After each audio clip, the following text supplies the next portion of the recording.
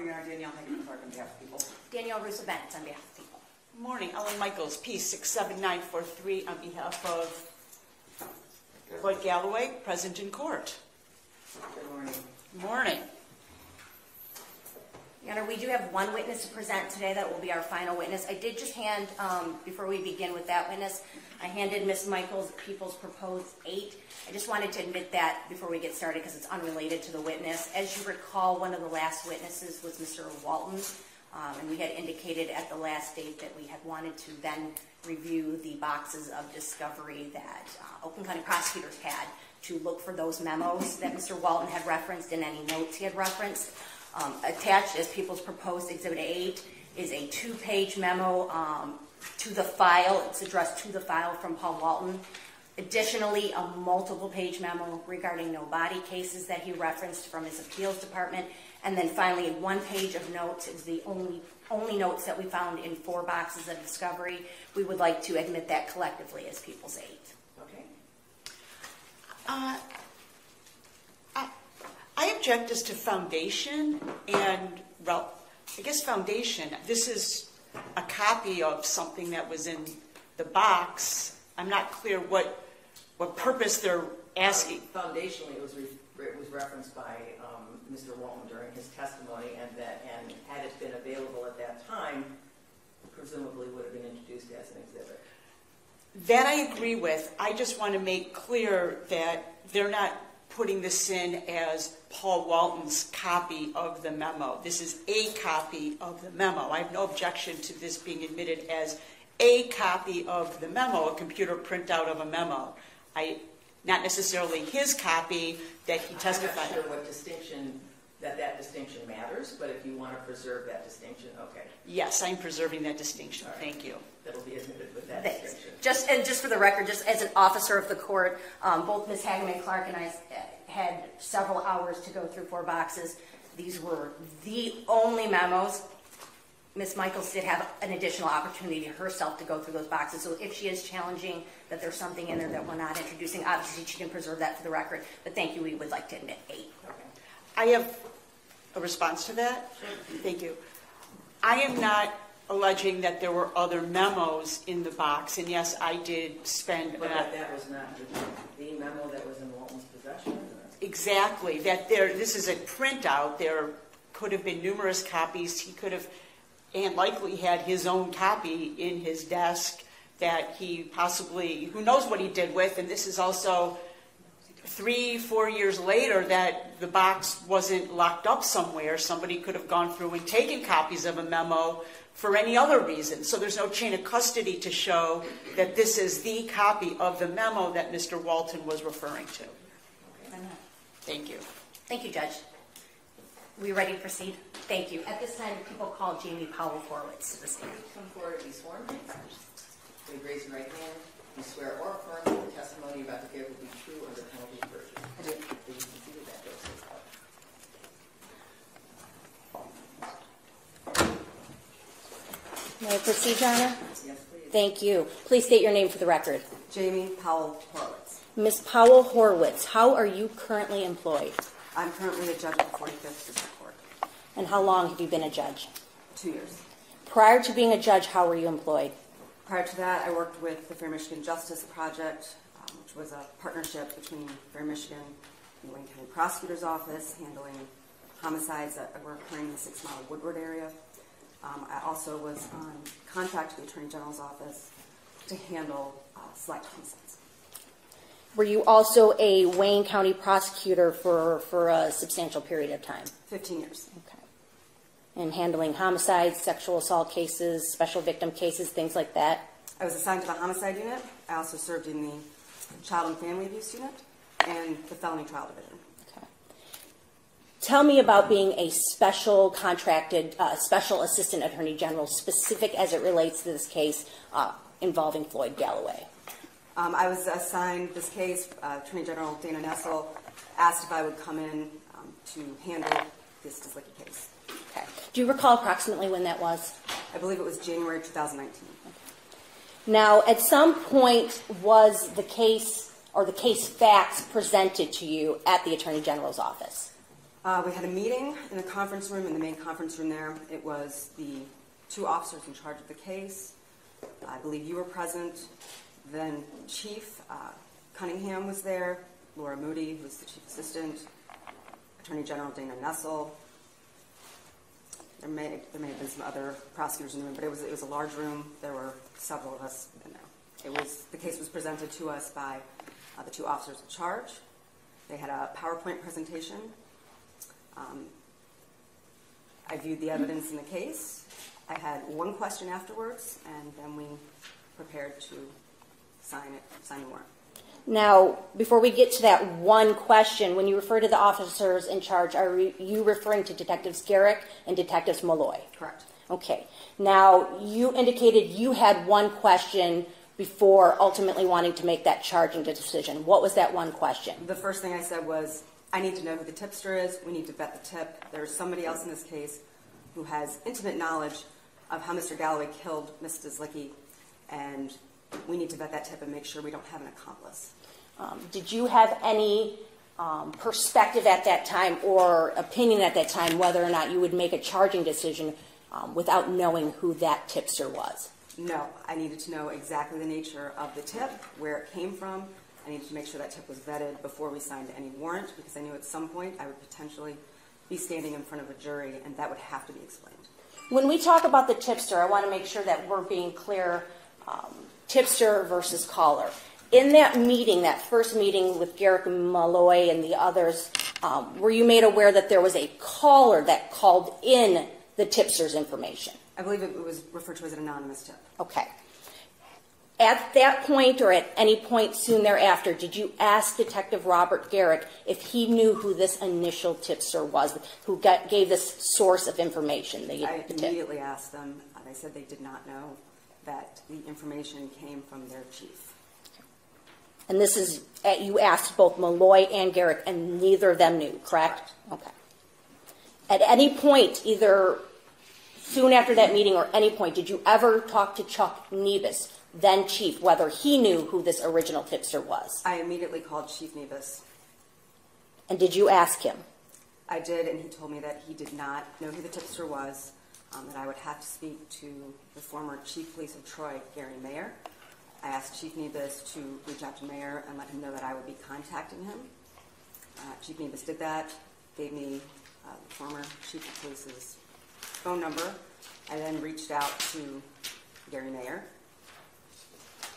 and Mr. Mayer was not inclined to tell me the first time that I reached out to him. Now, do you recall the first time you heard Gary Mayer's name as being the person who called in the information? When I spoke to Chief Nebus. Okay. So Chief Nebus gave you Gary Mayer's information? Correct. And said I would have to talk to him because he was the one who knew the identity. Did you have to, did it take a lot of effort to get that information, or did he voluntarily give you that information? No, he immediately gave me that information. Okay. Now, you indicated you had called Gary Mayer and he was not providing the tipster's identity, correct? No. Chief Nebus did tell me, though, that he got this information, that Mayer had contacted him and said he was only divulging this information because there was about to be a snowstorm and there was concern that evidence would be lost that had been discarded. I reached out to Mayer. He told me initially that he was not inclined to talk to us. I initially tried to appeal to his better reason and informed him that I needed to vet the tip. I needed to make sure we didn't have an accomplice. The defense attorney would most certainly be standing up in trial and asserting that there was somebody else involved in the case if we didn't ferret out what had happened. He assured me that there is no way that this person could possibly be involved in the case in any way, shape, or form, that this was a close personal friend of his. And I informed him, the chief of police, that this is not how investigations work. We don't just take our friend's word for it. There still has to be a proper investigation, and the tip still needed to be vetted. I was not going to find myself standing in front of a jury telling the jury to just take the chief's word for it because he's a police chief. Tell us what led you to have this conversation with Chief Mayer about you having to vet the tip to rule out this person potentially being an accomplice or somehow being involved. What about the tip led you to need to make that vetting process? The tip was information that the keys and the Fitbit would be found by the side of the road in a specific area, and that the body would be found wrapped in a comforter. Now, you indicated you had contacted Chief Nebus for some assistance in talking to Chief Mayor, or hopefully getting Chief Mayor to give you this information, correct? Correct. Do you know approximately how many times you had talked to Chief Nebus during this period of time to ask him for some assistance? I think I just had the initial conversation with him, and then we were having such difficulty with Mr. Mayor that I was preparing investigative subpoenas and preparing to go forward in that manner. When we talk about these phone calls that are happening with Gary Mayer, do you have an approximate time frame of when this was, month or year? I believe it was in January. It might have extended to February. It was over several days. He at one point told me he couldn't talk to me because he had a personal emergency. I said, I'll call you back on this date and time. I told him I was going to be preparing an investigative subpoena if he was not forthcoming. I again tried to appeal to his better nature and said, look, this is going to be really bad it's going to be a bad look for you if we have to come into court like we are now and say we had to actually subpoena a former chief of police to cooperate in a homicide investigation. Was the year 2019, January leading into February 2019? Yes. Okay. And then Mr. Mayor did not call me back again, and then I received a call from his attorney. Was that Henry Sharg at the time? Correct. Okay. And did you have a discussion with Henry Sharg about potentially pursuing investigative subpoena proceedings? Oh, no. I had already gotten the petition at that point, and we set up a date for the initial investigative subpoena. At the first, I anticipated that Mr. Mayor would not be cooperative at our first sit-down for the investigative subpoena. So I had already prepared an order to take to Judge Kenny.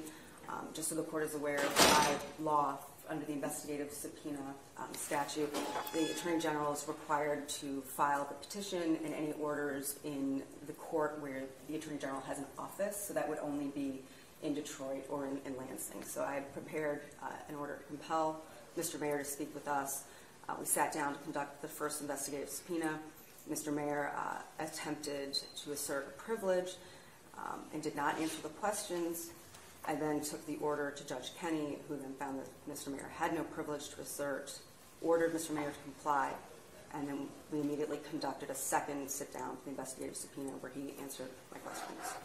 These investigative subpoena proceedings, were these in February of 2019, if you recall? I believe so. Okay.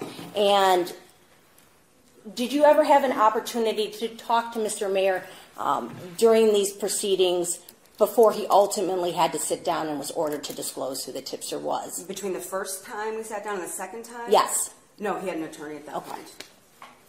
Did you ever talk to Mr. Mayor about, or have a conversation with Mr. Mayor, or Chief Mayor at the time, on whether or not he had a belief he had to disclose that information? He at one point during one of our conversations said to me that he did not have to disclose it to me because Paul Walton had assured him that the tip could not be used. I informed him that we weren't at that point because I didn't have the same information that Mr. Walton had, and the first order of business was to do a proper investigation and to ensure that we did not have an accomplice, somebody else who had this kind of knowledge. We needed to get a DNA swab to compare to the items that were found, we needed phone records, and we needed to do due diligence. Okay. Ultimately, as you said, Judge Kenny at the time in Wayne County, he ordered that Chief Mayor must disclose the identity of the tipster. Yes. Was there a deposition proceeding where Chief Mayor then disclosed who the tipster was? Yes, after Judge Kenny ordered him, he did comply and answered my questions during the investigation. Who did he disclose was the tipster? That it was the polygrapher in the case, Mr. Hoppy, who worked for Attorney John Dacknack, who at that time was representing Mr. Galloway in the sexual assault case that occurred in Wayne County. Now, I want to jump back a little bit in time, Ms. Powell-Horowitz. You had indicated, you had said to Mr. Mayor, we're not at that point yet. We're still in the investigative proceedings. Had you done already at that point some research of your own on this case in terms of the issue of the tip? Well, I didn't know where the tip had come from at this point. I just didn't know what I was dealing with. Okay. Had you done some research on no-body cases and homicides? So as a former homicide prosecutor in Wayne County, I personally handled cases involving no bodies. I've handled cases involving violations of privilege. I've handled hundreds of cases. And none of the issues that came up in this case were especially novel. Okay. And you had, who's Donna Pendergast? Donna Pendergast at that time was in the trial division of the Attorney General's office. She was, at that time, I think, conducting training. She was widely known among prosecutors as being the expert in the field of no-body cases. She had prepared a memo that I was already familiar with, just working in Wayne County, because the Attorney General's office always worked with the Prosecuting Attorneys Association of Michigan. All of the prosecutors' offices at that time were part of the Prosecutors Association of Michigan, with the exception of Oakland County, that at that time did not participate with that organization. And so did you discuss some facts of this case and sort of proceeding with no body on this specific case with her, if you recall? I talked with Donna Pendergast. We talked about the facts of the case. Everybody was in immediate agreement that the body was simply not the issue in this case. And do you recall also consulting with Dr. Dragovic from Oakland County as well? Yes, so I knew that I was not going to have access to the Oakland County Prosecutor's Office. There were, given the communications that had transpired with the administration. So I reached out to Dr. Dragovic, who had been in contact with the Oakland County Prosecutor's Office at the time. Dr. Dragovic was relieved that we were pursuing the case.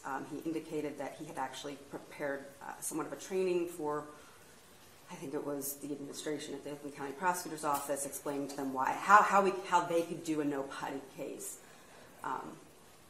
Judge, I'm going to object to this line of questioning as being beyond the scope of this evidentiary hearing.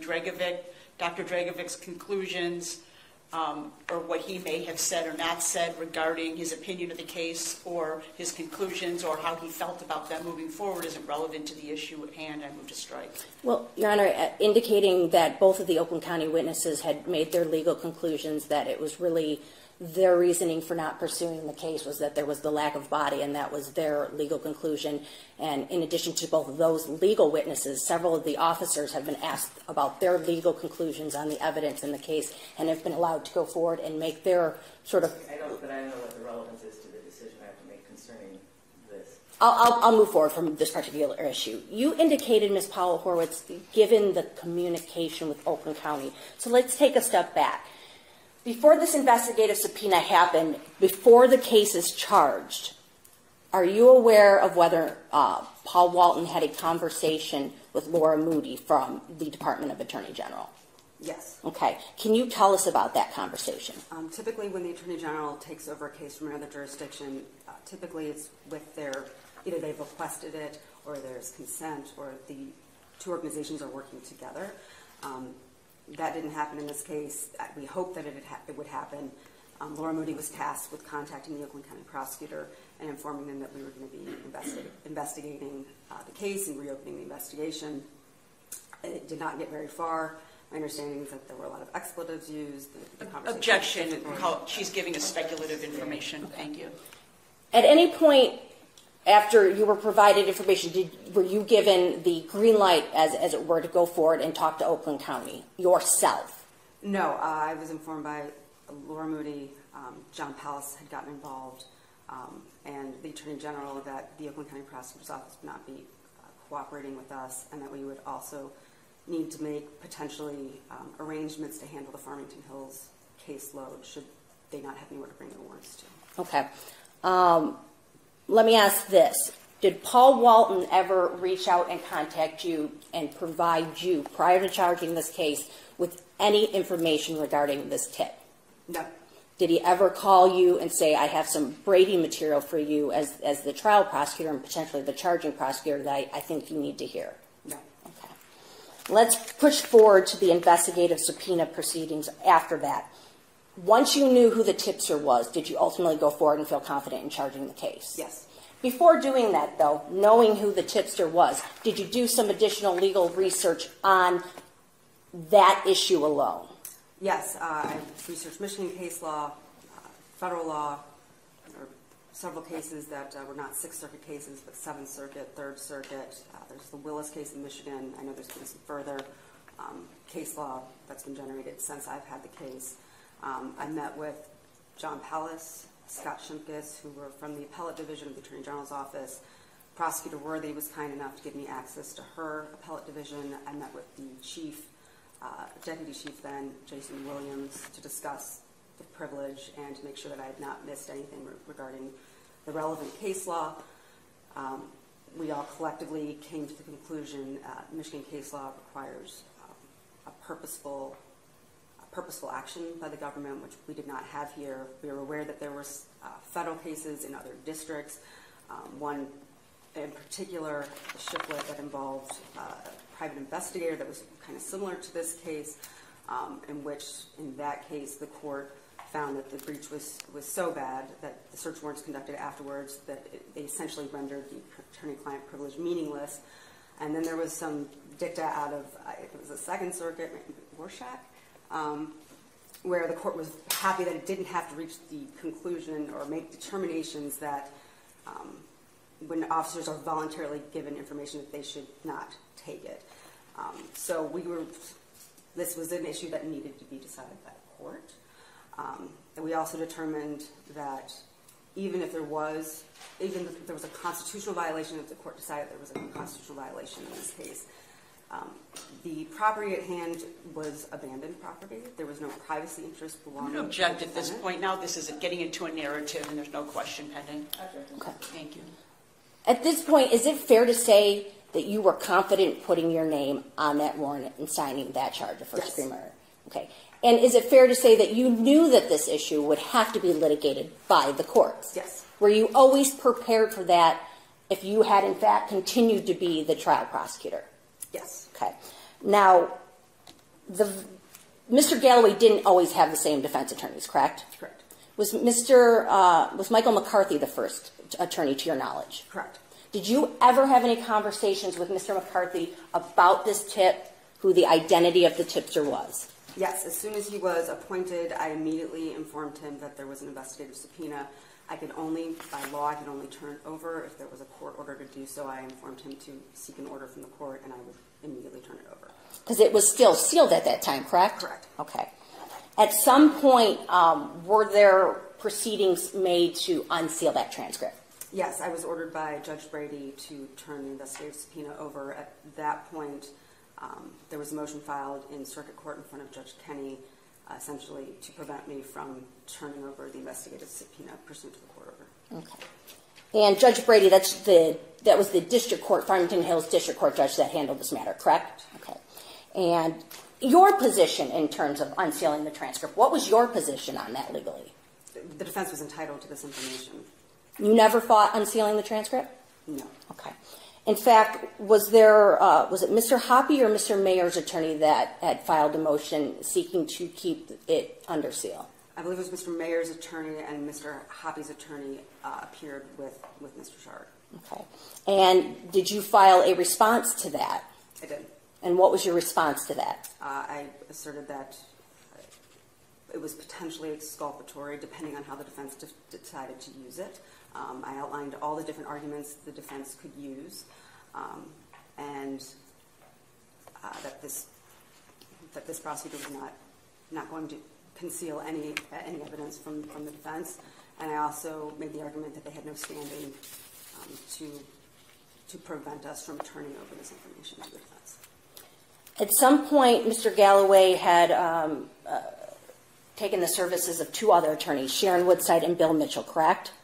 Mr. Galloway retained them, yes. Okay. And the same question as to Mr. McCarthy. Did you provide, let me ask this. Is the investigative subpoena unsealed at this point? Yes. Now, did you share the information with Ms. Woodside and Mr. Mitchell about the tipster? Immediately. I knew that they were getting large boxes of discovery from Mr. McCarthy. I presume Mr. McCarthy told them about it, but I didn't want to take any chances. I said the first thing you need to look at is the investigative subpoena. Please let me know how you want to proceed with this information, because as a prosecutor, I have a duty not to exacerbate the fact that there was a privilege that was broken in this case. So I was waiting for the defense to tell me how they wanted to handle it, and we would then address it in a manner they're choosing at that time. Tell me what you mean by that. You were waiting for how the defense attorneys, and at this point we're talking about Ms. Woodside and Mr. Mitchell, how they wanted to handle that. So at the exam phase, they have trial strategy, and the realities for them if they, and this was what was, and I discussed this with Michaels too, the reality is if you file the motions, then it's public knowledge that he essentially confessed. Objection is to that characterization that he confessed. That's a matter of, it's not for her to decide what a confession is and isn't, and I move to strike that.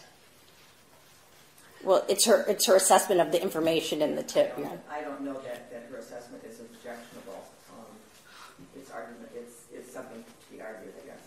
Thank you, Your Honor. So at that point, what you're saying is that it's a strategy whether or not for a defense attorney to either argue this identity of the tipster or not put out the information, that there's certain statements that may or may not have been made, correct? The other route which was taken at the exam was just to allow the officers to testify that they received the tip. We knew at some point we would have to, in front of a jury, disclose where it came from and that we had vetted the tip.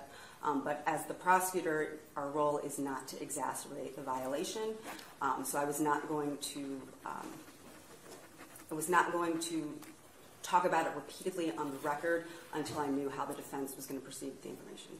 And is it true that Ms. Woodside and Mr. Mitchell did not pursue that line, did not go into the identity of the tipster at the examination? They did not. And so therefore, you as the prosecutor, did you exacerbate and go into the specifics of the tip at the exam?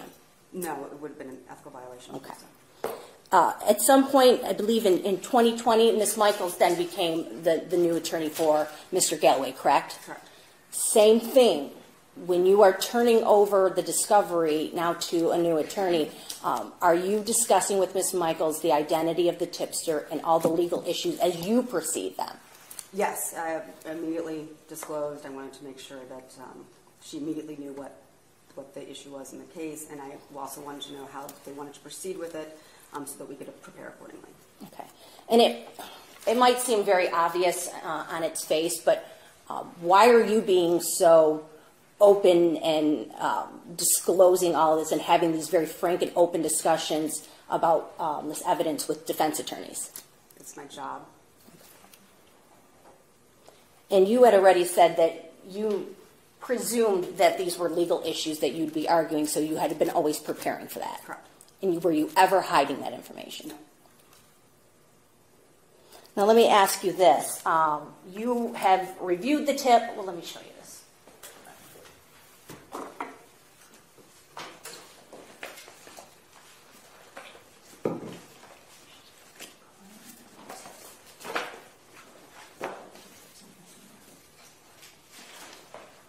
You've seen the tip in question, correct, Ms. Powell-Horwitz? There was a police report, I believe, and then there was an investigative subpoena. May I approach, Your Honor? Yes, ma'am. I'm showing you what's been already marked as People's 4. Do you recognize this? Yes. And what is that? This was the substance of the initial tip. Okay. And that is the tip that you reviewed in the case when you had it that was marked as an anonymous tip, correct? Correct. Okay. And that tip did not contain Gary Mayer's information, correct? No. Okay. Now, do you recall, I'm sure you don't recall every single police report that you had reviewed in this case, but do you recall whether or not there was any police reports with Gary Mayer's name and as the caller who put this information out to Chuck Nebus? No, I wouldn't have had to go through what we went through to get the information. Okay. Did you ever ask the police officers to do any subsequent or supplemental reports to document that? No, once we knew what happened, it was under seal. The information was under seal with the investigative subpoena. I also was aware of my ethical duty not to exacerbate what had happened and to make sure that the defense had the information so that they could proceed in the manner they chose. Once it was not under seal, you were fair to say you were disclosing it openly to all the defense attorneys? Repeatedly, yes. Gary Mayer's name was coming out repeatedly out of your mouth? Yes. Okay. Did you see any reason to ask the officers to make any sort of supplemental reports at that point? No, it was all contained in a proceeding that was under oath. And that would have been the deposition transcript from the investigative subpoena? Correct. Okay. One moment, Your Honor, please. No further questions. Thank you. Thank you. Could I have a a minute to get myself organized here, please.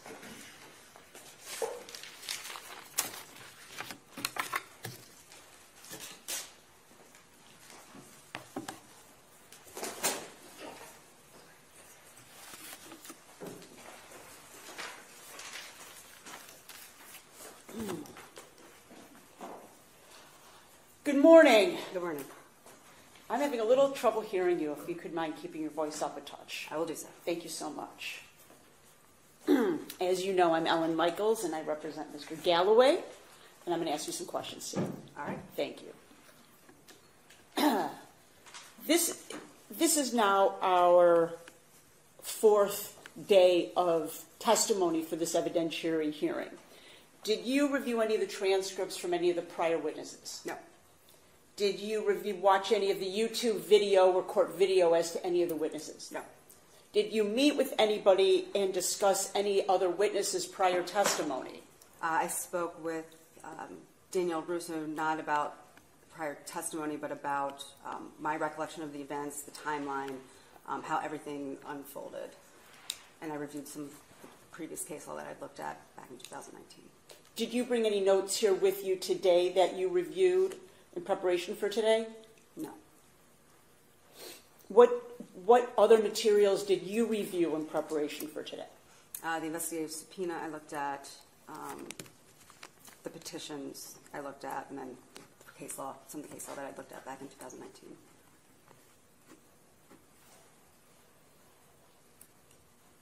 Did you look at the follow-up memorandum of law from Art Weiss and Henry Sharg in preparation for today? I did not. I remember it, but I haven't seen it in years. You do remember that they filed motions arguing for non-disclosure of the identity of Mayer and Hoppy, correct? Yes, I remember that they...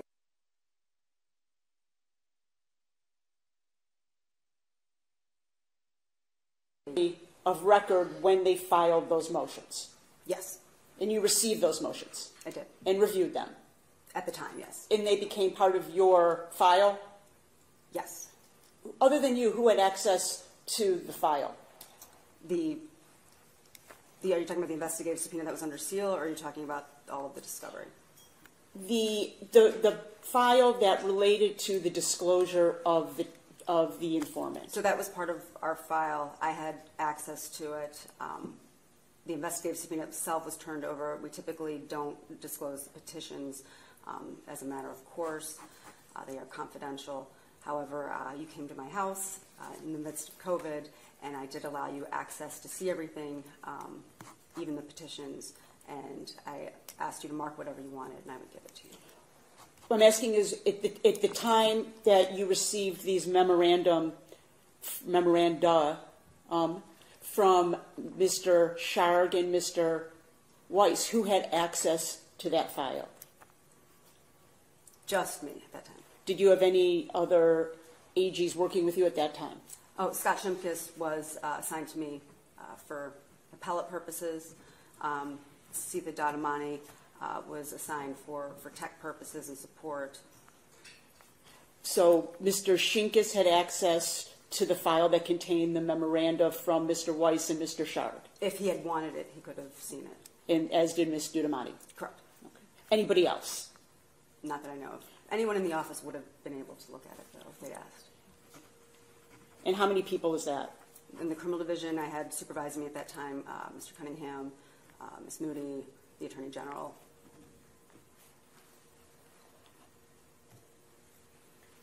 Let's talk about the meeting that you had in January where the Farmington Hills Police made their presentation.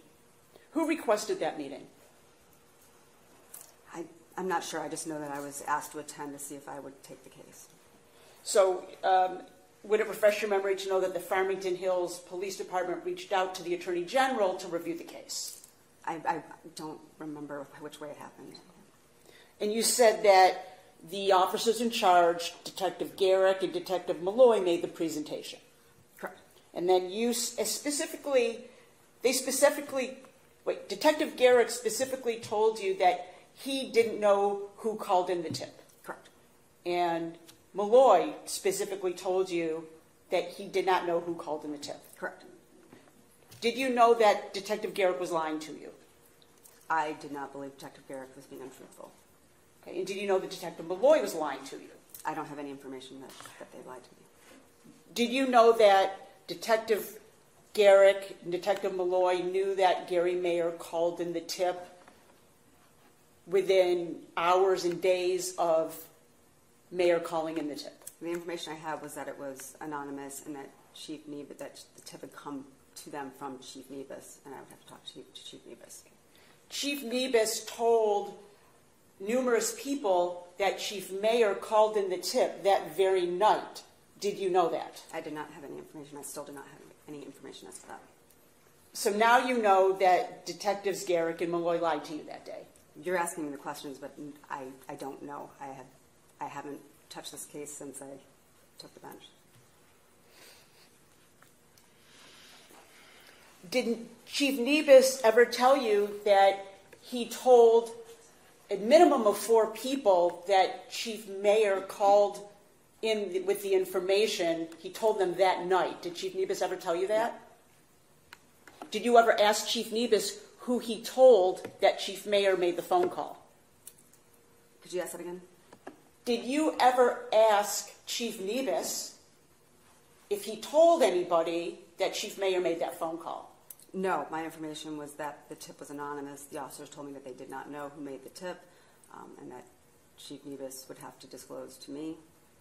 So I do not have any information that he had ever communicated about it with anyone else. So for clarity, Chief Nebus at no time told you that his detectives and other people in his division knew that Chief Mayer was the caller? I had no information that anyone in the Farmington Hills Police Department other than Chief Nebus knew that the tip had come from Mr. Mayer. So you were lied to about that as well? Objection.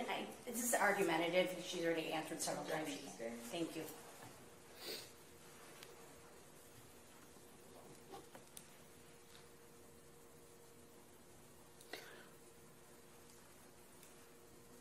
When you made this investigative subpoena to have Chief Mayer under oath disclose the person who gave him this information, one of the areas of law that you were investigating was obstruction of justice. Not at that time. No, I didn't know what was happening until I had the tip. In your request, didn't you argue that you needed this information to investigate homicide and potentially obstruction of justice claims? Oh, you're talking about Mr. Mayer not cooperating with the investigation. Correct. Yes, yes. You felt that Mr. Mayer was obstructing justice. I did, yes.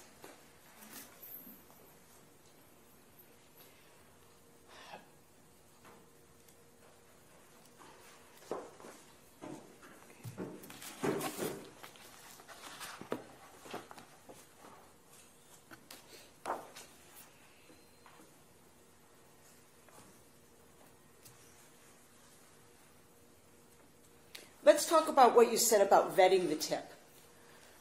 Why is vetting the tip important?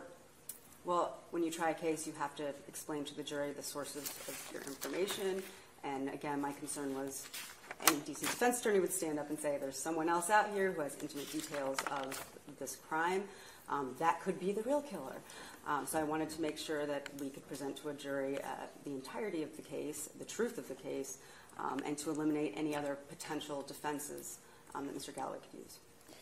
In its proper investigation of a case to determine who the source of a tip is, correct? Correct. I mean, that's the job of the police department, to identify people who have information about a case. It is collectively our jobs to do that in law enforcement, yes.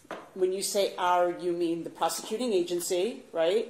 And the police department, correct? Yes. And the police department is the one who has the resources to do an active investigation, correct? Correct. And one of the reasons for identifying the person who gave you this tip would also be to eliminate other suspects. Correct. And there was also DNA that was found that was unidentified, right? Correct. And you wanted to know if that DNA belonged to this person who had information, correct? Correct. You thought that was important to a fair investigation, right? Yes.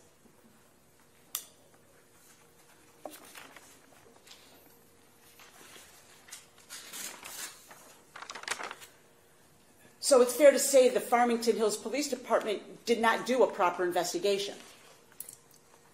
My information was that it was an anonymous tip and that Garrick and Malloy never knew, that they believed it was anonymous, and at that point there would have been nothing for them to do.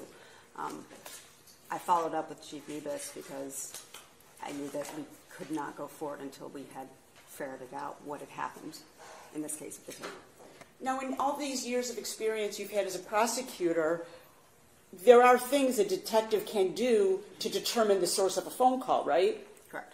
They can get phone records. I actually brought that up when they said that it was anonymous. I said, well, do we have any records we can pull? And they said, well, you have to go to Chief Nebus to get the information of how it was communicated. And then it went from there. And then did you ask them if they went to Chief Nebus to see how it was communicated? I did not. I was immediately just trying to find the source of the information. Were you pretty surprised that they didn't follow up at all to determine the identity of this tipster?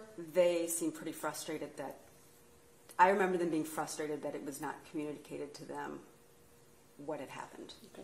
But now you strike that. So knowing now that they knew it was Chief Mayer who made the phone call, there are things they could have done to follow up with Chief Mayer, correct?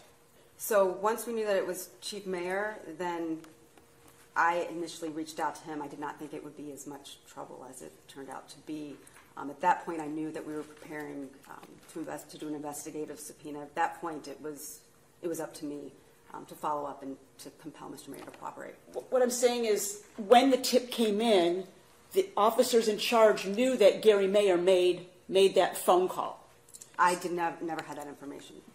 Telling you that now, as an officer, there are things that they... I'm just going to object. I guess she's having her speculate to make an answer on evidence that she's just not, testimony she's not privy to. She's telling her this is the evidence and what do you think, and she's asking her to speculate. Don't ask her to speculate, please. I'm going to move on.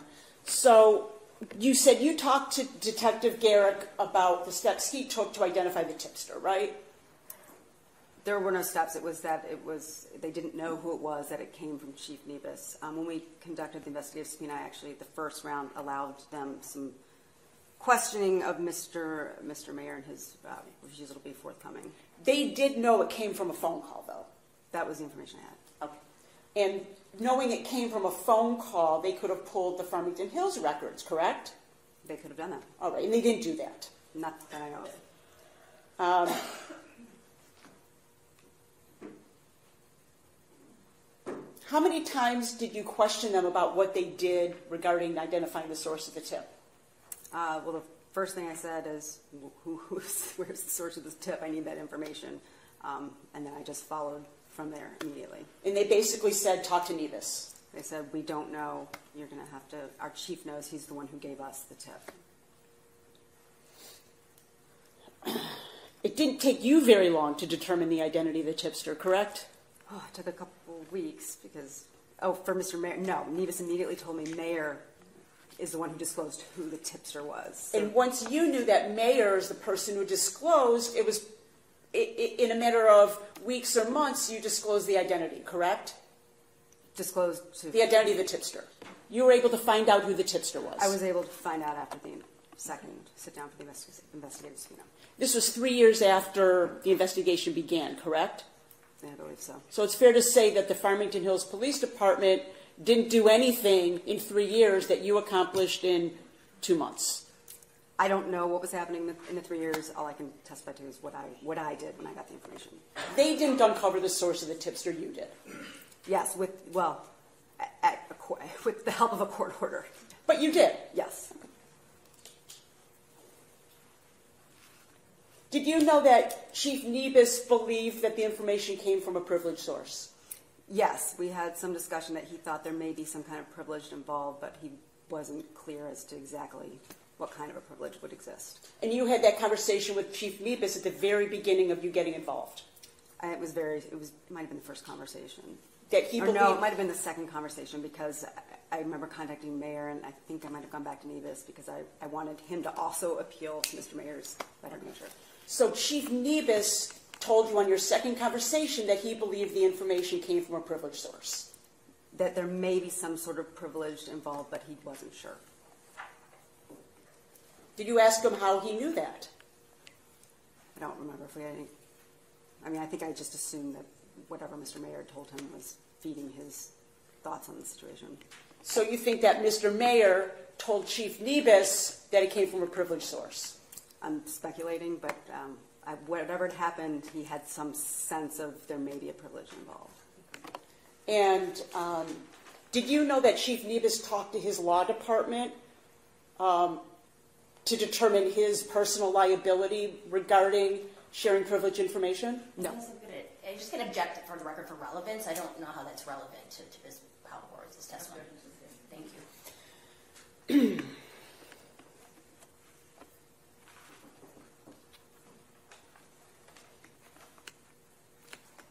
Did Mr. Nebus, Chief Nebus, tell you what type of privileged information he believed it was? No. He just said there may be some sort of privilege involved, but he wasn't sure.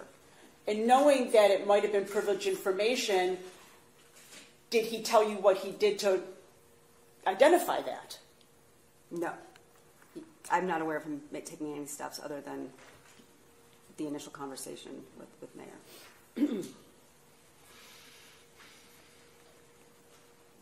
Did you know that Chief Nebus had a private file that he took home with him when he retired with notes about this tip?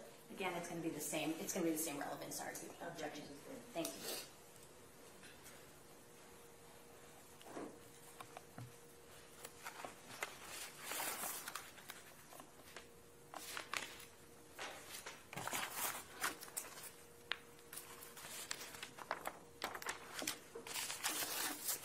Art Weiss filed a memorandum to challenge the revealing of the identity of the tipster, right? I thought it was Mr. Shard. It might have been them together. I know they both appeared to contest the disclosure of the Earlier you said you received a copy of his memo, right? Whatever they filed with the court, I saw it at the time. And you put it in your file, right? Yes. Whatever they filed with court, we had. And you're a diligent attorney, right? Tried to be. So you reviewed what he filed, right? I had to read it at the time to respond to it. Right, okay. I don't know if the memorandum stayed with the court file. I know that I saw it. I'm going to make it easy for you. I know this proffer has already been entered into evidence. I don't know what it's identified as. Would you like me to re-identify it, or? Enough so that we can reference it in the transcript. Yes. Okay. I'm going to mark this as defense exhibit number 1 for identification purposes for today's evidentiary hearing. May I approach the witness? I am going to object. I know what it is. It's been attached to several of her briefs. I just don't know how she's going to, why she's admitting this through Ms. Powell-Horowitz. It's not her brief. So I'm objecting. I don't think it comes in through Ms. Powell-Horowitz. I don't see the relevance of it through her. I think she's just trying to get in statements of Arthur Weiss in, and if she wants to attach I don't know that it's being admitted at all. She marked it. That's so that it can be referenced. Okay. So you can reference it in your questions to Ms. Powell-Horowitz. Thank you. I'm just using it to ask her some questions. May I approach the witness? Yes, you may. Thank you.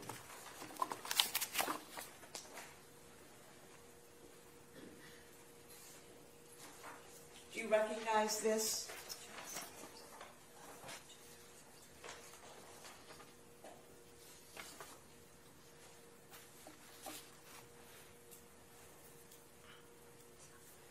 Yes, I remember there was a filing regarding People versus Pruitt. This is the filing that Mr. Weiss made in response to your request to reveal the identity of the tipster, correct? I believe it is. Okay, will you take a minute and take a look at it? These were the arguments that were made regarding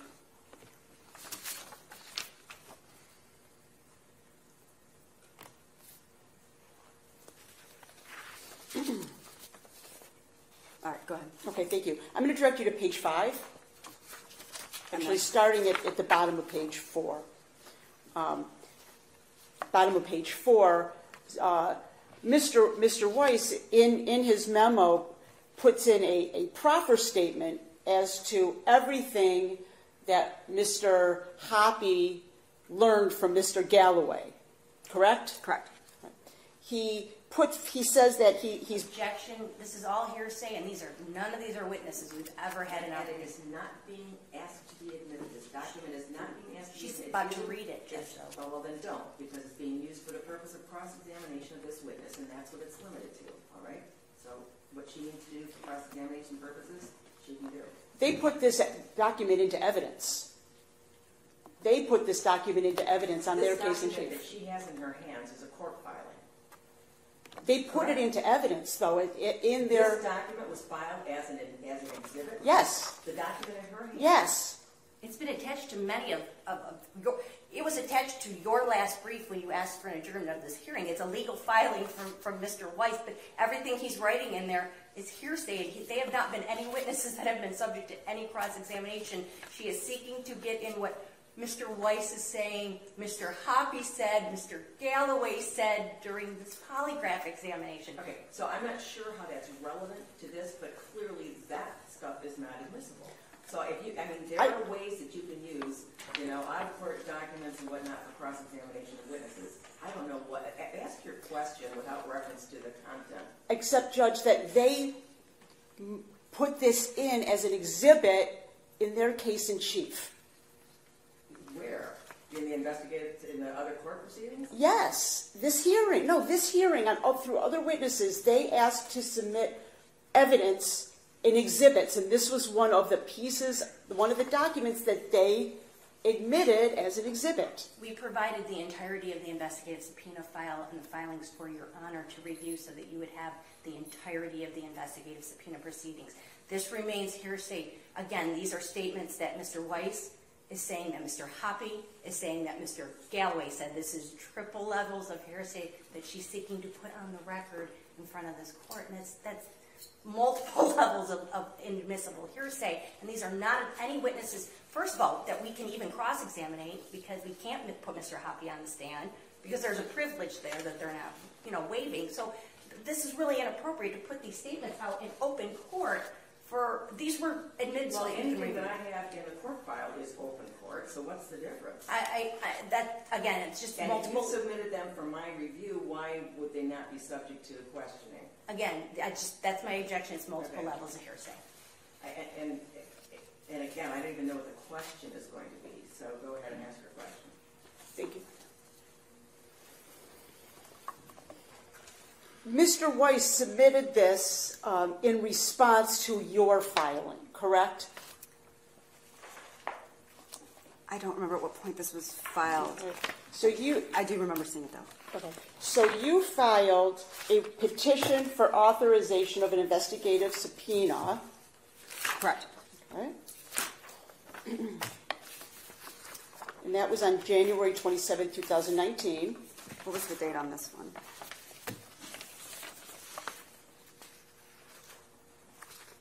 So this was in April 2019, what I have in my hand. Correct. I believe this would have been around the time of the first exam, after the first exam.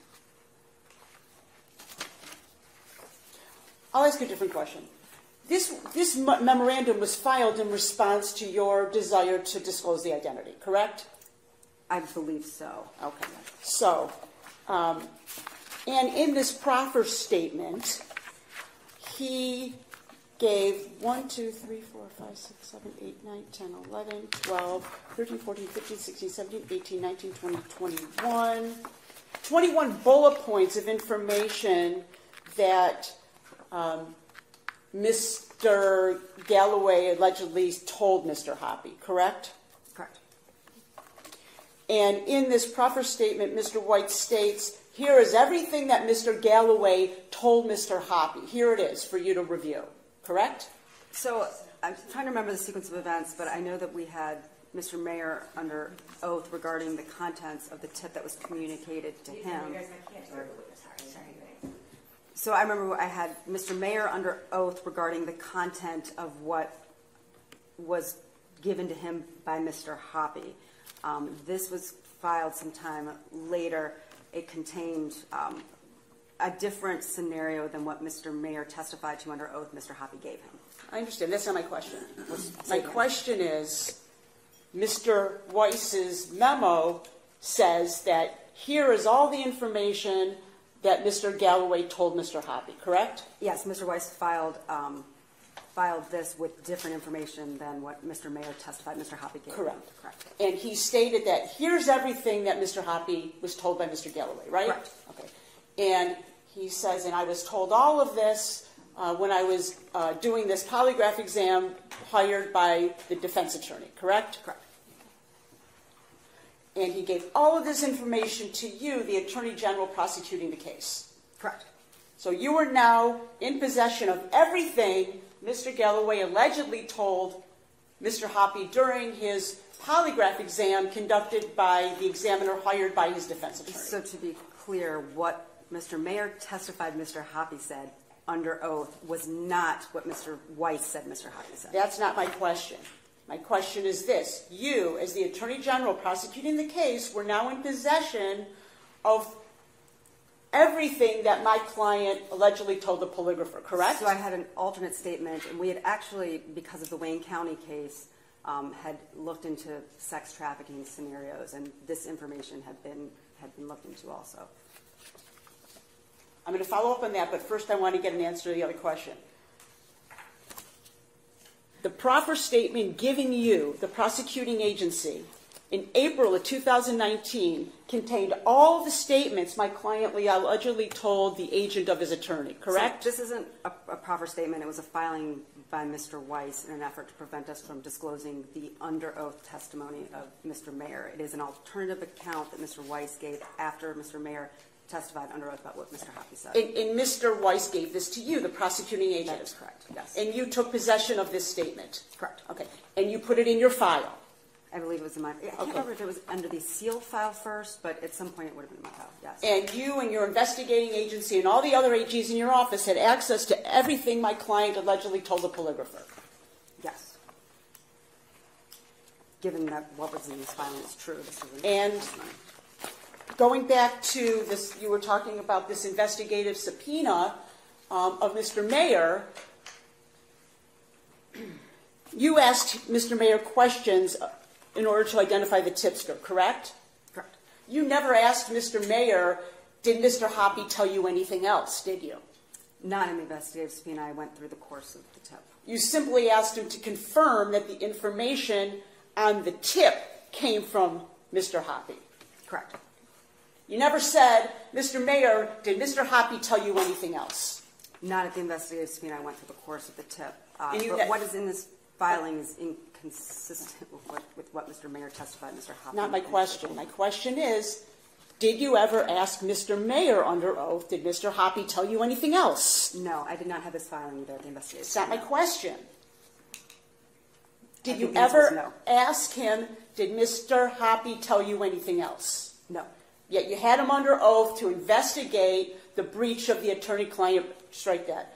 You had him under oath to testify about the source of his tip, right? Correct. And now you learn that it came from the polygrapher hired by the defense attorney, right? Correct. And that is, and you never asked, is there anything else he told you? So, Ms. Michael, because I'm finding out that there's been a breach of the attorney-client privilege in that moment, that's being confirmed to me, I can only go over the tip that is given. I'm not supposed to ask for further information that may cause us to potentially violate his privilege any further. So I simply went through what happened with the tip. This filing came from Mr. Weiss much later. What did you do to determine what other... And because we've been at this a long time, but why is that relevant?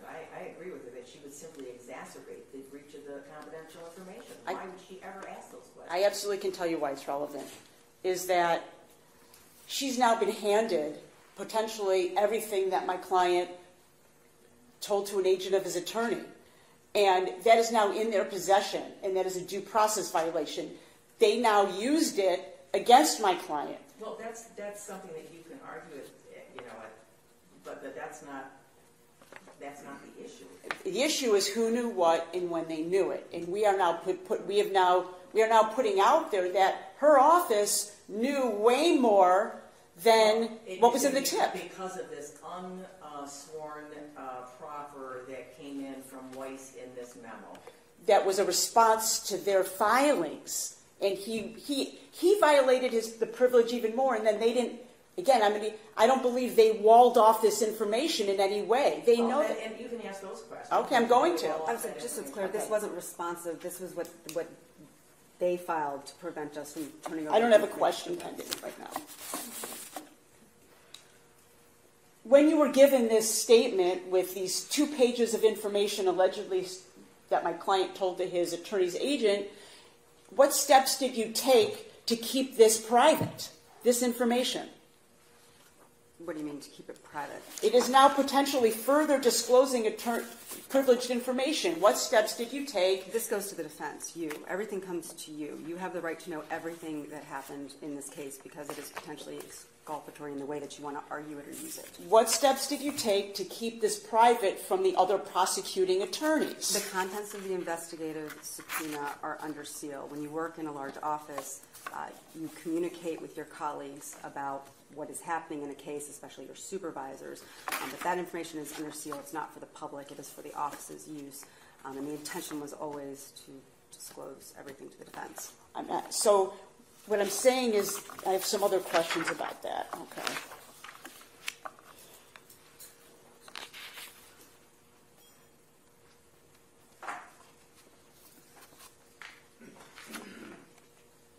Okay. So do you agree that the information in this proffer is a further violation of the attorney-client privilege?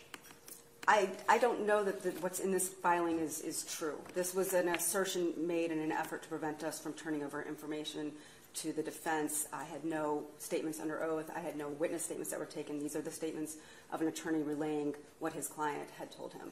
But you just said earlier that had you furthered this information, it would have been a further breach. If I had, at the time that I had interviewed Mr. Mayer under oath, I had to go simply through what I had. This came much, much later. I could not then go back to Mr. Mayer and put him under oath again because then I'm further violating ethics. Okay. When you got this proffer, did you discuss it with Dana Nessel? I don't recall talking to the Attorney General about this. When you got this is not a proffer. It's a memorandum. When you got this memoranda, did you discuss the proffer information contained in it with any other attorneys in your office? A proffer is something that's done under oath. This is not a proffer. It was a filing by Mr. Happy's attorney. Did you discuss this filing with other attorneys in your office? I don't know if I don't remember talking to anyone about it. Did you further follow up and investigate information received in this memo? Yes. What did you do? I remember that, no, we did not follow up because we had already done investigations into sex trafficking theories, anticipating that it might be a defense. So all of that work had already been done. Okay. So let's talk about the sex trafficking. So what kind of investigation into sex trafficking had you already done? So I know at the time when Ms. Russo was handling the Wayne County case, I believe that had come up as a defense in that case, which was somewhat contemporaneous with this case. I'm trying to remember. I'd have to look at the file again, but I know that there was some investigation into. I can't remember if it was through looking at the phones, seeing if escort services were called, going through the computers to see if any indication of sex trafficking had occurred. I would have to look at the file again, but I know before I even signed this case, before I even worked on this case, that those were theories that had already been worked on in the other case. That was being investigated at the same time this case was initially being investigated. Was there any other follow-up investigation you did based on the information you received in this memorandum? No.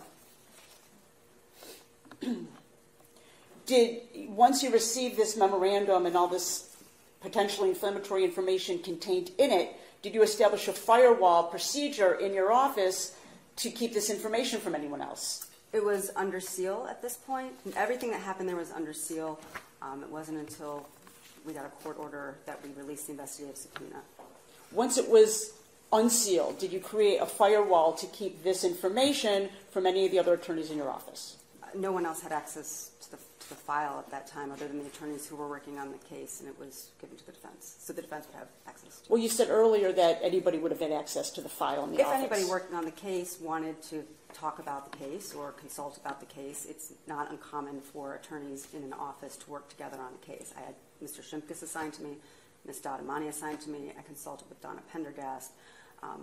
When you work in an office and you work on a big case, you collectively use your resources. Did you consider creating a firewall around this document so as not to influence or wrongfully use statements potentially made by my client to his attorney in your prosecution? If you're asking if I ever made this available to the public, any of this available to the public, I did not, and was very clear that this was the defense's choice on how to use this information, and we would follow suit. I'm not talking about the public. Did you wall this off from other attorneys working on the case? I had the investigative subpoena. It was in my file, in my possession. Okay. Anybody working on the, so you did not wall this information off from any of the attorneys working on the case? It's under seal, and all the attorneys working on the case have a right to work on the case and be party to the information. Okay.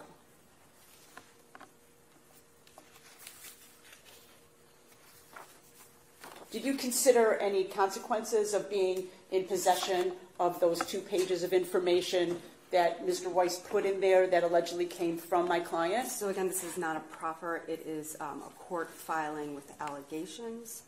It was a court filing to prevent us from disclosing information. It's not a proffer. A proffer is something that's done under oath. I understand that. So let's call it a memorandum. Once you received this memorandum, did you consider any of the consequences of now being in possession of this information that Mr. Weiss put in that memorandum? What do you mean by consequences? Further breach of attorney-client privilege. Well, we did not follow up regarding any more breach of the attorney-client privilege. Any information that was alleged in this filing was, the theories behind it had already been investigated because they'd come up earlier in the earlier case. So you're saying that you or anybody in your office did not use the information contained in that memorandum? I am not aware of anyone using information from this memorandum other than to argue in court that we needed to turn everything over to the defense. So the bullet-pointed statements that Mr. Weiss claims that Mr. Galloway told the polygrapher, did you give that information to the Farmington Hills Police? I don't believe I never gave them the court documents, but they were in court with me when we were arguing about this. With Judge Kenny presiding. So you received a document from the attorney of the polygrapher telling you that the polygrapher learned 2 pages of information from Mr. Galloway, and you didn't give it to the investigative agents to look into? Like I said, the theories that were put forth in here were ideas that we had anticipated coming up and had already been vetted. So you did you or did you not give that 2 pages of information to the investigating detectives?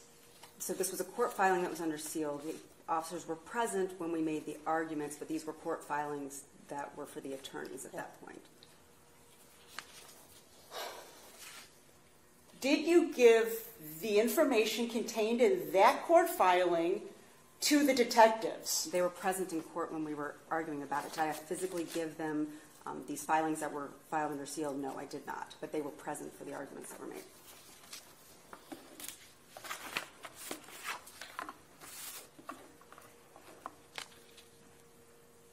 Did you ever discuss with anybody the possibility of firewalling any of the privileged information that you were in possession So of? when you say firewalling, what is exactly you think that should have happened?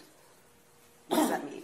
Did you consider the possibility of taking this information that was deemed privileged, putting it aside, and then continue your investigation with people who weren't privy to that information? I don't understand your question.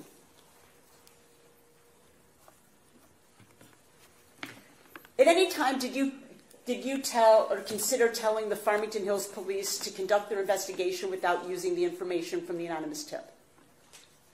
I wasn't there when the tip was relayed. I came in years later. Did you ever have a conversation with them about putting a case together without using the information from the anonymous tip? I don't think I discussed it with the officers, but I had discussed with other attorneys in the Attorney General's office what this case would look like without the tip. And then I recently had revisited when Ms. Hageman called me, trying to go back and remember, would we have a case without the tip? And you would still, I can go through why I think I can go through the evidence if you'd like, but it's not impossible. Certainly not an impossible case. Gotten by in much less. So at the time the Farmington Hills made a presentation to your office in January of 2019, Oakland County Prosecutor's Office was still investigating the case. Did you know that? I have no personal knowledge of what the Oakland County Prosecutor's Office was doing because it was communicated to me through my supervisors that they were not going to have any contact with us.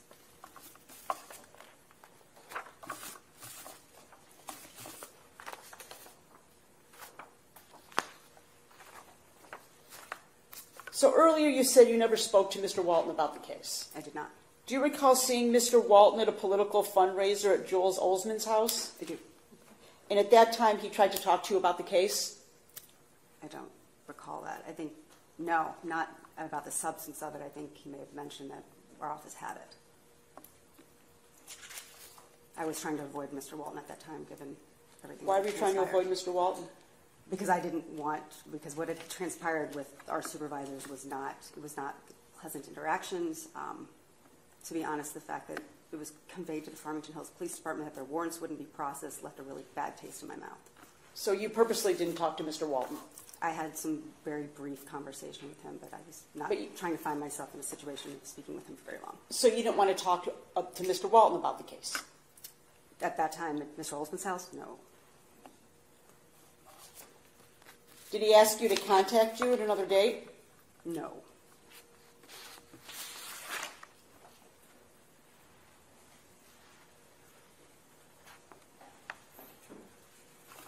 So you never talked, did you talk to anybody at the Oakland County Prosecutor's Office about the case? I did not.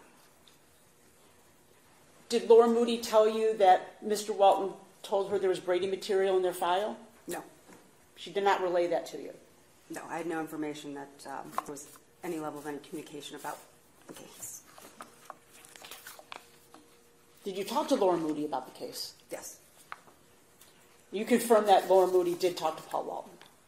That is what she communicated to me, that there have been discussions with Moody, Palace, and I believe the Attorney General got involved at some point.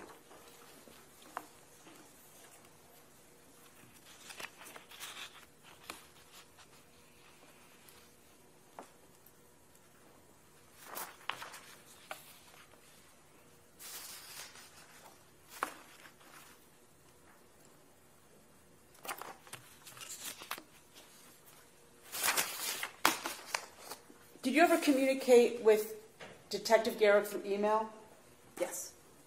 And Detective Malloy through email? Yes. And Chief Nebus through email?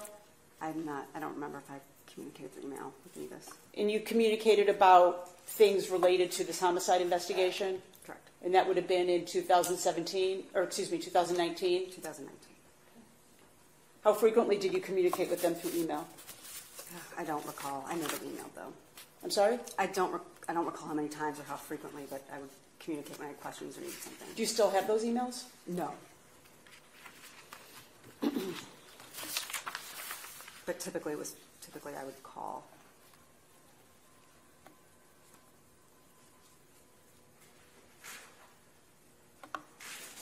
Do you know why the Attorney General brought you in to handle this case?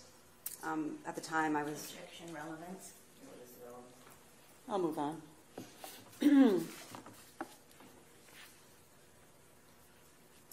After the investigative subpoena where it was revealed to you that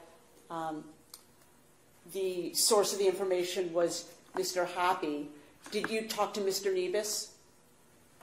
I don't remember if I had further conversation with Mr. Nebus after that.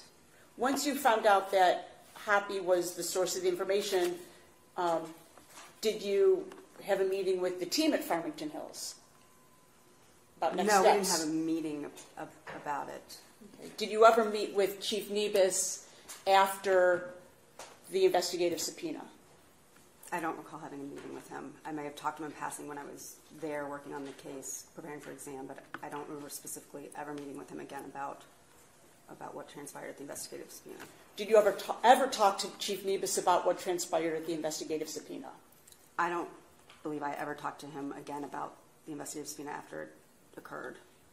Did he ever ask you? Did he ever ask you who the tipster was? No.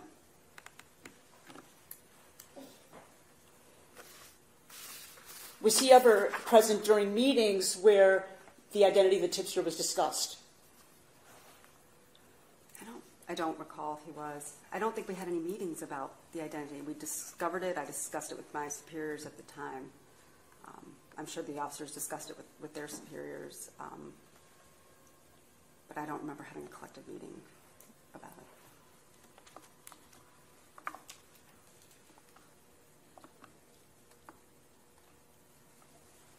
Since leaving your position in prosecuting this case, have you discussed the circumstances of the tip with anybody? You, Ms. Russo, the attorney sitting in this room, and let's see. I'm trying to think if we've discussed it with anybody else. You filed the investigative, or I gave you the investigative subpoena. I talked about it with all the attorneys in the case. I don't believe I've talked to anybody else about it. At some point, you left the position as investigating this case because you won this election to become the judge. There was a period of time where you were finished with your role there, but you still weren't a judge, correct? Yes, there was the transition between November and December. And you considered continuing to prosecute the case if it had gone to trial in December, right? In that interim time, I would have tried the case, yes. And do you recall, you said that you would only do it if you were indemnified. Do you recall saying that? No. What do you mean? Okay. So do you recall, I was at your house looking at the discovery, right? Yes. And we were walking to my car, myself and my paralegal, and you said you would like to continue the case, but only if you were indemnified. How could I do that? You mean as a sitting judge trying a case? You were not a judge yet. During this period that your contract was over, that you would consider trying the case if you were indemnified. Oh, I know what you're saying. All right, so when you're under contract with the Attorney General's office, so if you're a prosecutor, you have indemnification should you be sued during the course of a prosecution. You have protections as a law enforcement person for what you do as a prosecutor. That's within your legal scope. My contract was ending, and I needed to make sure that I renewed my contract because I have to make sure that lawyers have to have insurance. You have insurance yourself. Prosecutors also have not private insurance, but it's insurance through the Attorney General's office. I needed to make sure that they extended my contract because you can't try a case. What does it mean to be indemnified? It means that if you get sued, it means that you have, first of all, for the Attorney General's office, that you're represented by the lawyers of the Attorney General's office, and that you have all the powers of a prosecutor, so that you cannot be charged or prosecuted for something that you do within the legal scope of your duties. What were you afraid you would be sued about with regard to this case? Nothing at all, just to make sure that I had my contract in place so that I could do my job. So you didn't say that you wanted an additional contract. You said you wanted to be indemnified. Those are two different things, I have to make right? sure that I have I didn't use the word you like, I guess. I have to make sure that I have a proper contract in place and that I have insurance in place, yes. Because you don't want to be personally liable if you were sued as a result of prosecuting this case. Well, it's been my experience as a homicide prosecutor that the defendants typically, while they're sitting in prison for the rest of their life, have nothing to do other than file lawsuits and complaints.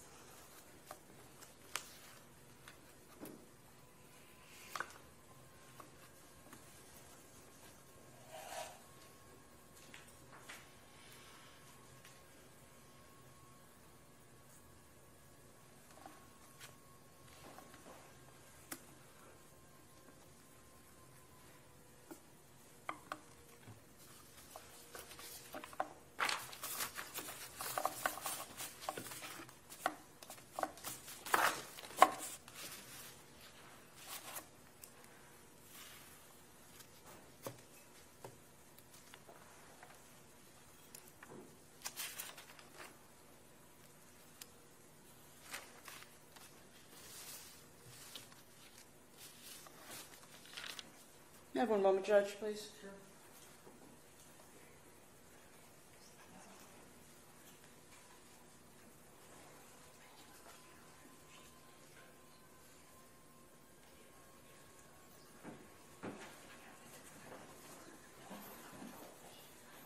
Judge, I have no more questions at this time, but I would like to make a motion to compel production of documents at this time. As they've called the prosecutor handling the case as a witness, and she has stated that she relied upon certain documentation, she used certain documents.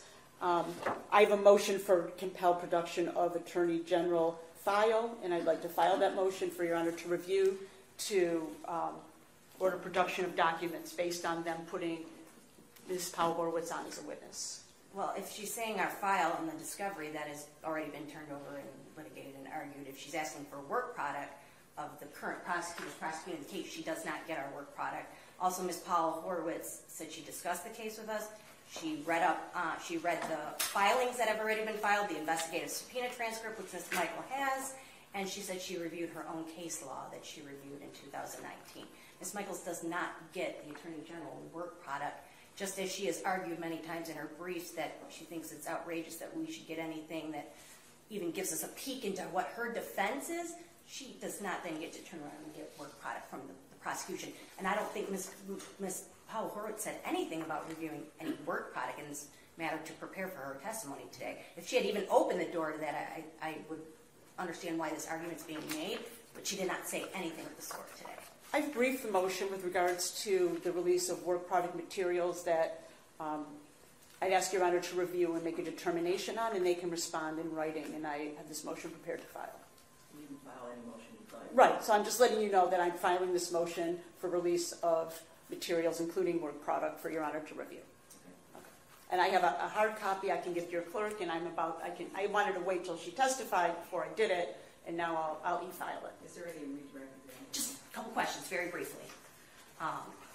Ms. Powell-Horowitz, as a longtime prosecutor, would you try any criminal case without being officially under some sort of employment contract with a specific not. office? No, of course not. Were you worried specifically about this case or any criminal case? Any criminal case. One of the things you had said is that you were wanting the investigative subpoena file to be unsealed so that if there was any exculpatory information that it would be out there and given to the defense. Do you recall saying that on Yes. direct? And do you recall that when Arthur Weiss challenged that, he filed that to challenge you respectfully that the statements he was giving were not exculpatory in nature? He was challenging you on that. Yes. Did you ever reach out to Mr. Weiss and ask him to challenge the unsealing of the transcript in any way? No, it's just something they did. Did you ever ask him to provide you additional proffers, sworn or unsworn, reasons that the transcript should not be unsealed? No, the arguments were all made in front of Judge Kenny. And just one additional thing, I just want to make it clear for myself. When you were being asked about that January meeting, and that's why I want to make it clear, when we're talking about the caller who called in the tip and the original tipster, did you ask Detective Garrett if he knew who the original tipster was? The original person. I wanted to know who the tipster was, specifically who the tipster and was. when we're talking about tipster, we're talking now about who we know as James Hoppy. Correct. Did you ask him if he knew who turned out to be James Hoppy, if he knew who that was back in January of 2019? Yes, and if that wasn't clear, my specific questions were who gave the tip. It was the actual person who gave the tip that had to be vetted. Did Detective Garrett tell you he did not know? Correct. What about Detective Malloy in January 2019? Did you ask him if he knew who the original tipster is? Who we know is James Hoppy now, but did you ask Ryan Malloy if he knew who that was? Yes. And what did he say? They did not know. Okay. I don't have any further questions. Briefly, just again for clarity purposes, you, back to the conversation on January 19th that she just asked you about. Detective Malloy denied knowing who made the phone call to Chief Nebus, correct? No, they did not know who the tipster was, who gave the tip in this case. I don't think there was any discussion about who transferred information in the interim. earlier you said that you couldn't get phone records because it was an anonymous call and you didn't know who made the phone call, right? Yes.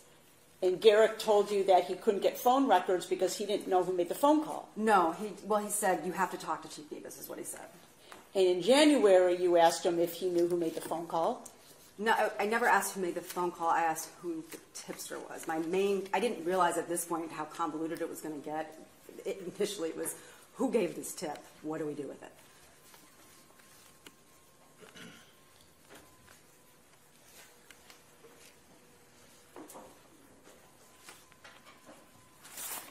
I have nothing further. I just want to follow up on some of your testimony. So in this same regard, they told you need to talk to Nebus. Yes. And when you spoke to Nebus, I'm unclear, did he actually tell you that he thought the information might be from a privileged source? Yes, he thought there may be some sort of privilege involved, but he didn't know what or who. All right, thank you. Anything further? Just one question. Did he say, even though he said he thought it might be privileged, did he say he knew who that tipster specifically was? No. Did you ask him? Yes. Okay, thank you. Okay, you can step down. Okay. The people rest. We have no further witnesses. Any further? What's this? Again, what I have further is this motion for compelling the work product regarding their investigation, since she put herself on they put her on as a witness, and based on that information, I may or may not have more witnesses, and based on what Ms. Powell-Horwitz just testified to, I may or may not have witnesses, so I'm seeking a short adjournment to make those determinations. Okay. So we need to move forward with this case. So I'm going to ask you to make whatever. Are you bringing your motion on for a hearing? Yes, please. And what date are you going to put it on for hearing? Any Wednesday. I understand. How much time? They're going to need to respond. I'm going to file it right now, and they'll need to respond. Do we have a copy of the motion so we can have it today? So I just gave it. We'll make a copy. Okay, perfect. I'm available next Wednesday. I'm available.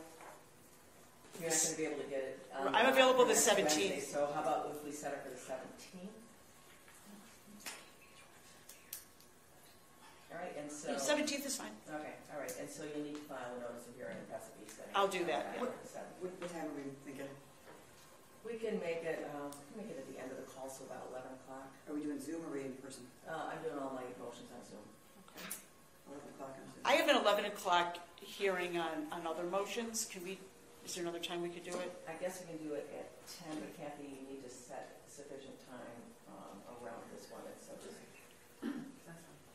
this is on the 17th. So we have actually. Okay, great. 10 o'clock. Thank you. We'll get it filed. All right, say it. Thank you. That's it. Thank you, Judge.